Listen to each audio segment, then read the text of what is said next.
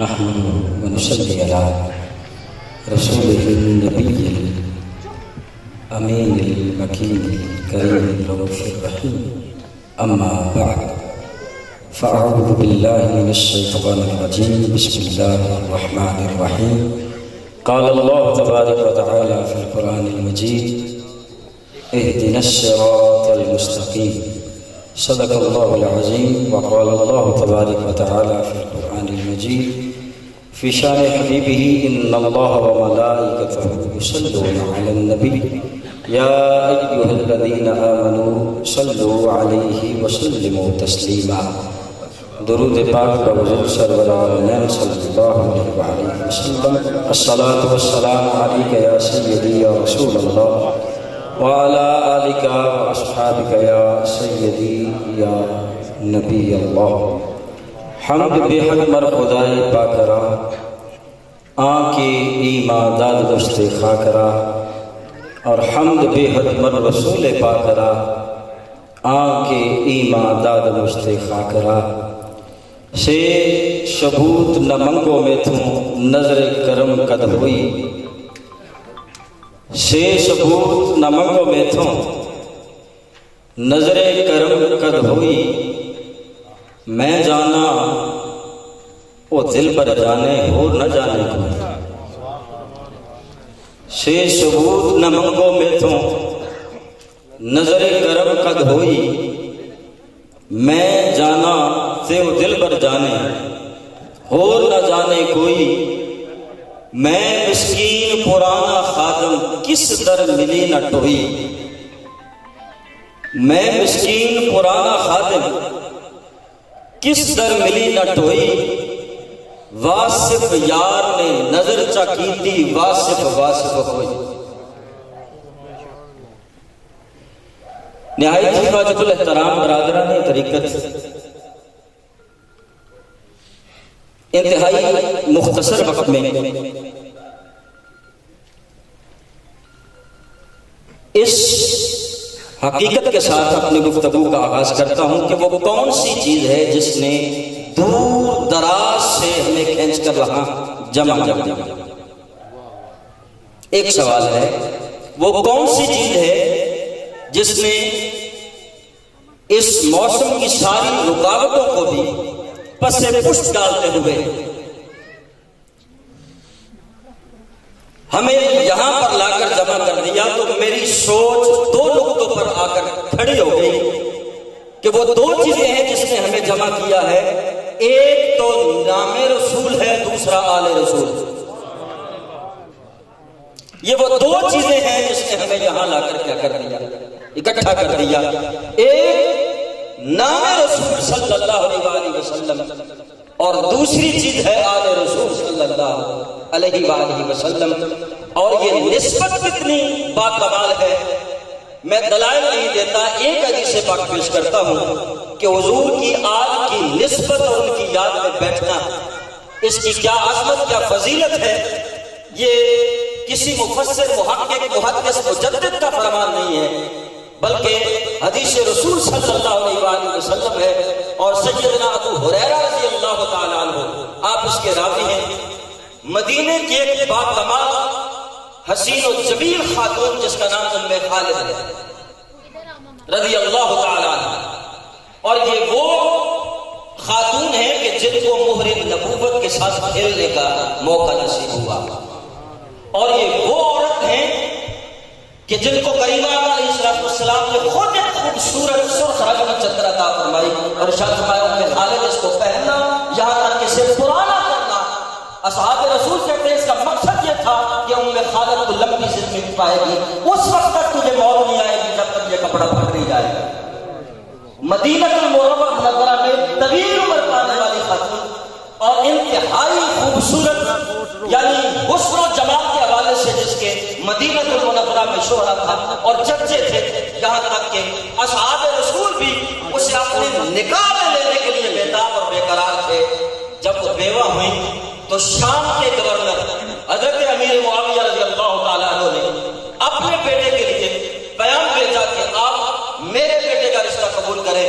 اور میں آپ کو بتاؤں کہ وہ پیام لے کے آنے والا کون تھا؟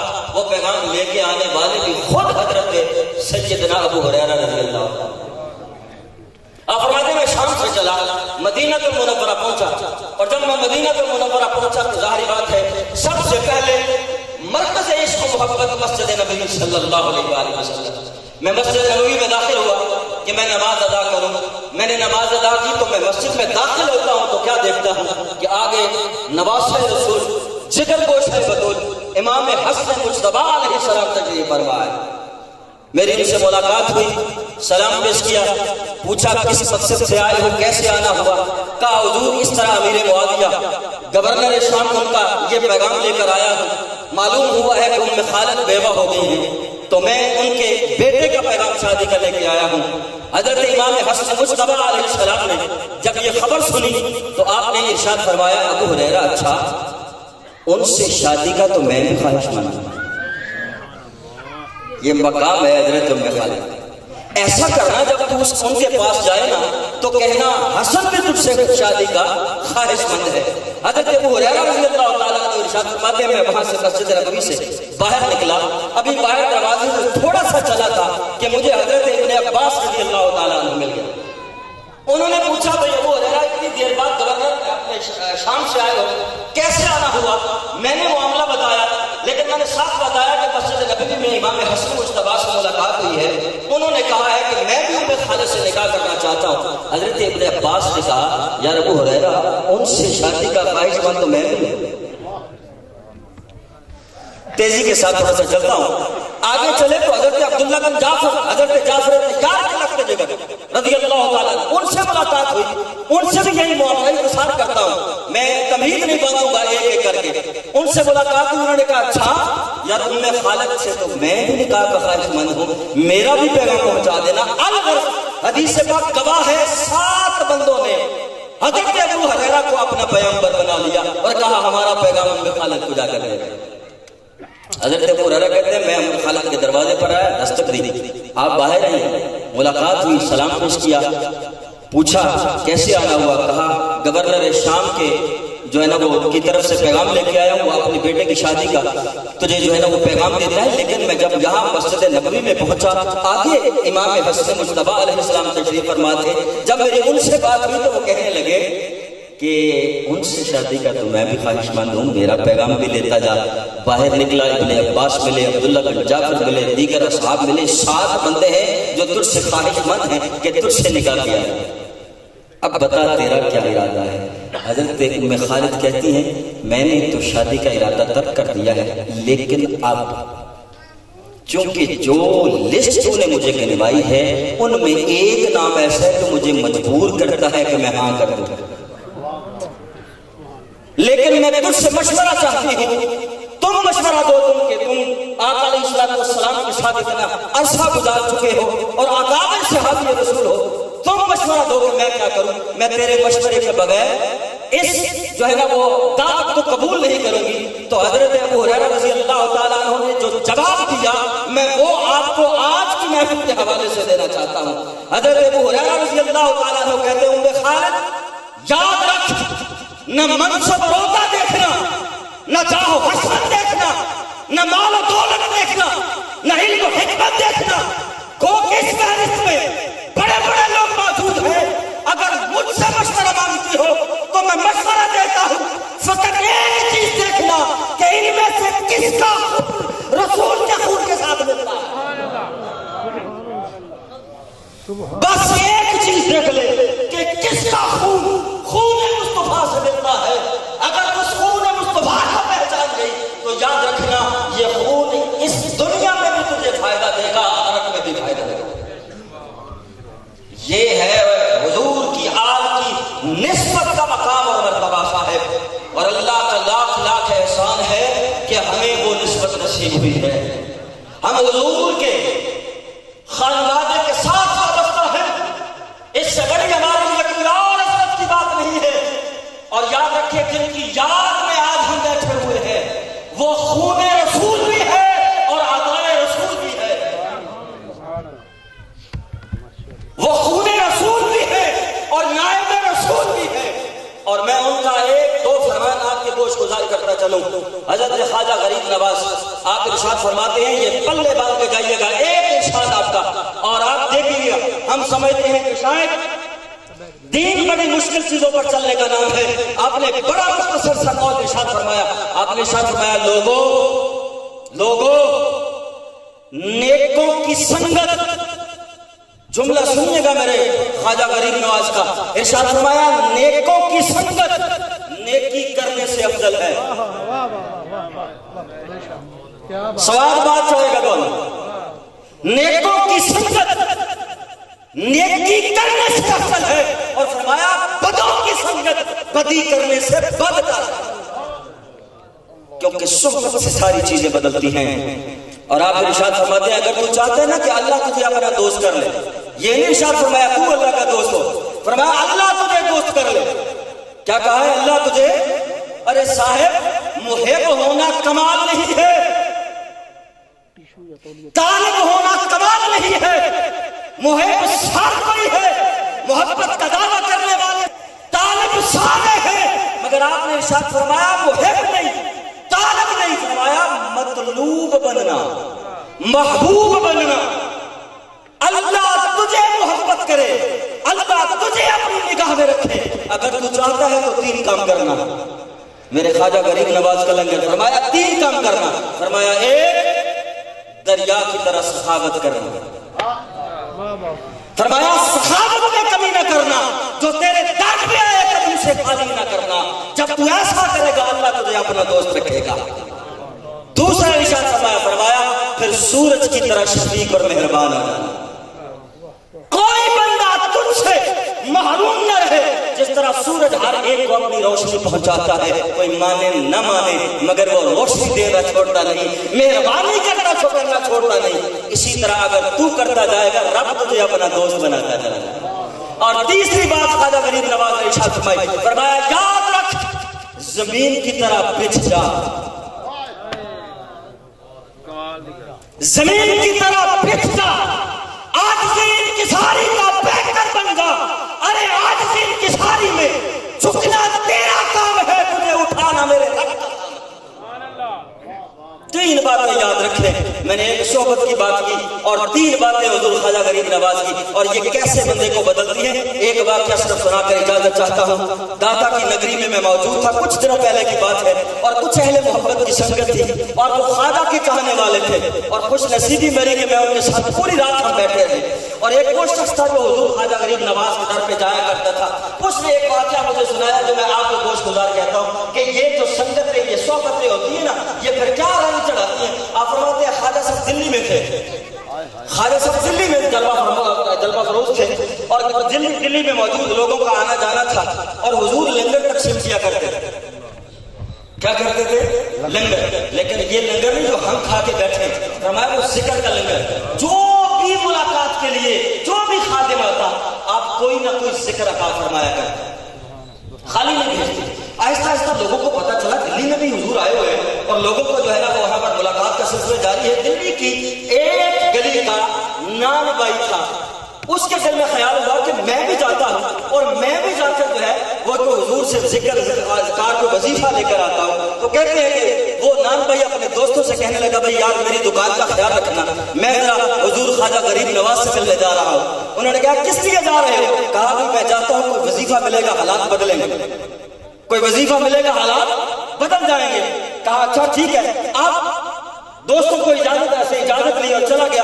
آگے حضور خواجہ غریب نواز کی مجلس لگی ہوئی تھی، لوگ دوست احباب بیٹھے ہوئے تھے، آپ بعض تبلیغ میں مصروف تھے کہ اس نے آتے ہی سادہ بندہ تھا، پینڈو دیہاتی، اور شادی کرنے جنوں زیادہ ہی سیدھے ہوتے ہیں، سیدھا آیا آ کے السلام علیکم وعلیکم السلام، حضور کوئی وظیفہ چاہیے،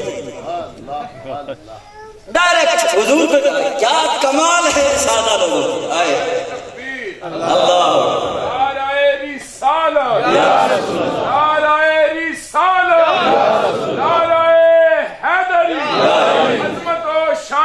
مقام سلطان ہند زندہ اللہ محمد 4 یار حاجی خواجہ قطب فرید حق فرید یا فرید حق فرید یا فرید حق فرید یا فرید۔ تو سادہ سا بندہ سا سیدھا السلام علیکم حضور کوئی وظیفہ چاہیے، آپ نے شاہ فرمایا یار کوئی ویلا کا ویلا بھی دے دیں۔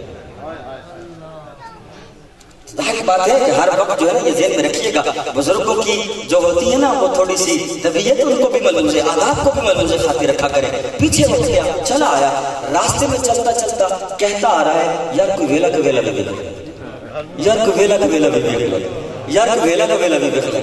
واپس آیا، اسی لفظ کو اپنا وظیفہ بنا لیا۔ اب کیا کر رہا ہے؟ آٹا ڈھونڈ رہا ہے اور وظیفہ ہے یار کوئی ویلا کا ویلا بھی دیکھ لے۔ روٹی بنا رہا ہے تو کیا یار کوئی ویلا کے ویلا میں دیکھ لے، یہ وظیفہ بنا لیا۔ اچھا حسن اتفاق کے حضور خواجہ غریب نواز کا عرس آ گیا۔ اب آپ جو ہے نا وہ اس میں ظاہر بات ہے لنگر بے تحاشا با کمال ہوتا تھا، اور آج بھی میرے خواجہ کا لنگر ہی مشہور ہے۔ تو لنگر با کمال ہوتا تھا، باقاعدہ حضور خواجہ غریب نواز پوچھتے تھے لنگریوں سے بتاؤ آج کیا کیا ڈش بنائی ہے، کیونکہ حضور کے مہمان آئے۔ صاحب یہ ہے مہمان نوازی، یہ ہے دسترخوانی۔ آقا علیہ الصلوۃ والسلام سے پوچھا گیا تھا یا رسول اللہ آپ کے دین کے افضل ترین کام کیا ہے؟ میرے لاجواب نے ارشاد فرمایا لوگوں یاد رکھنا میرے دین کے دو افضل ترین کام یہ ہے، ایک لوگوں کو سلام کیا کرنا، دوسرا لوگوں کو کھانا کھلایا کرنا۔ تو حضور کا یہ معمول تھا۔ اب اس کی رات ہے، آپ نے ارشاد فرمایا رات ہو گئی، فرمایا دوستوں نے صبح آنا ہے، کیا بنایا ہے؟ سب کچھ بتایا گیا، یہ بھی پکایا، یہ بھی پکایا، یہ بھی پکایا۔ آپ نے ارشاد فرمایا میرا جی چاہتا ہے یار حلوہ بنایا جائے، کوئی حلوے کا انتظام کرو۔ اب رات کا وقت تھا، حسن اتفاق وہ بازار آپ کو آپ جانتے ہیں زیادہ تر قرآن، زیادہ تر ہندو، اور ساری دکانیں میکسیمم جو تھی وہ ہندوؤں کی تھی، ہندوؤں کی دکانیں ہیں۔ اچھا حسن اتفاق یہ ہے کہ ان کا جو گرو تھا وہ مر گیا، دکانیں ساری بند۔ لوگوں نے جو ہے وہ دیکھا دکانیں بند ہے، کہا حضرت یہ اب مشکل ہے، اب خواجہ صاحب نے فرما دیا حلوہ بنانا۔ اب وہ لانڈری سن رہا تھا تو جو کیا کہتا تھا ویلا کے ویلا دے دیکھ لے۔